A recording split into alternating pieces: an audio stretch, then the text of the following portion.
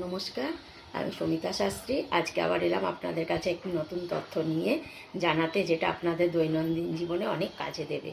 তার মধ্যে একটা তথ্য হচ্ছে যে এই যে আপনারা যে ব্যবসাটা করেন, যে কোনো বিষয়েরই ব্যবসা হোক, কিন্তু দেখা যায় যে অনেক সময় এই ব্যবসাটাতে আপনাদের অনেক চেষ্টা করেও ব্যবসাটাকে দাঁড় করাতে পারছেন না।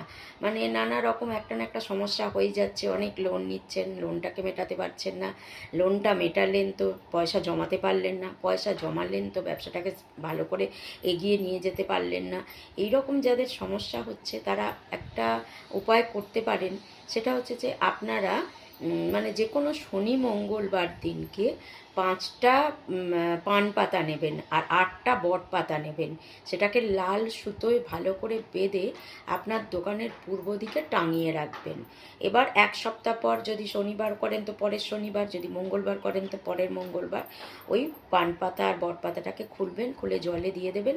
আবার নতুন করে পান পাতা আর বট পাতা ওই জায়গাটাতে দোকানের পূর্ব দিকে টাঙিয়ে দেবেন। আর টাঙিয়ে দেওয়ার পর গণেশজিকে প্রণাম করে আপনারা আপনার মনস্কামনা বলবেন যাতে আপনার ব্যবসার বাণিজ্য খুব ভালো মতন চলে।